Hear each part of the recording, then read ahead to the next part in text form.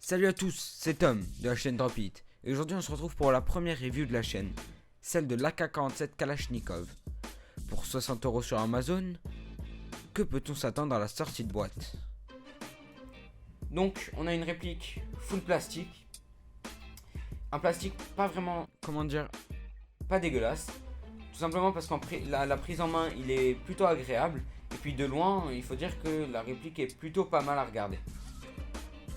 On a aussi un chargeur iCap 300 billes, donc avec une monette forcément qui va nous permettre d'avoir un gros stock de billes sur le terrain. Un chargeur de batterie avec un adaptateur un peu spécial et la batterie avec l'adaptateur qui correspond bien sûr. Pour cette batterie, sachez qu'on conseille 5 heures de charge, tout simplement pour une utilisation optimale. On se retrouve avec Alex directement pour les détails un peu plus profonds de la réplique.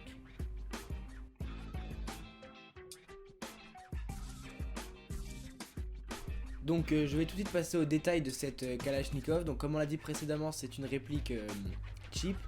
Donc rien n'est en métal sur celle-ci, que ce soit en externe ou en interne. La crosse, la poignée et le garde-main sont en imitation de bois, mais tout est en plastique.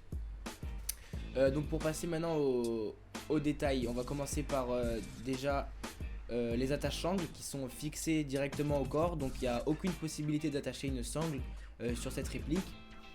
C'est dommage je trouve, puisque c'est une réplique qui n'a pas beaucoup de portée, donc on pourrait avoir tendance à l'utiliser dans des parties en CQB où on a beaucoup besoin de prendre son backup, et du coup pour une réplique où on n'a pas de sangle dessus, c'est un peu compliqué à changer de réplique en partie, donc c'est un point négatif pour cette réplique. Pour ce qui est des marquages, donc ici on a le numéro de série, ici on a donc AK-47 Kalachnikov écrit en blanc, pour donner un côté donc un peu plus réaliste. De l'autre côté on a la culasse qui est pour moi la partie la plus mal faite de cette réplique. La culasse n'est pas mobile, le hop-up se règle avec un petit bouton qui se trouve ici. Le sélecteur de tir, donc on a 3 crans, on a sécurité, semi-auto et full auto. Donc ça nous permet d'avoir différentes cadences de tir au cours de la partie, même si toutes les parties d'airsoft en général se jouent en semi-auto, enfin ça dépend les scénarios. Pour ce qui est du chargeur, donc comme on l'a dit, chargeur iCap avec une petite molette en dessous.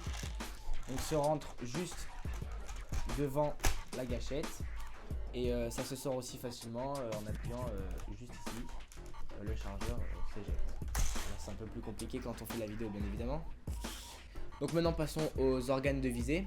Donc ils sont bien présents et assez faciles à régler, même si ça sert pas vraiment à grand chose sur cette réplique, puisque c'est vrai qu'elle n'a pas une énorme portée, une énorme puissance. Je sais pas exactement à quel FPS, quelle est sa puissance, mais c'est tout ce que je peux dire en tout cas sur les détails de cette réplique.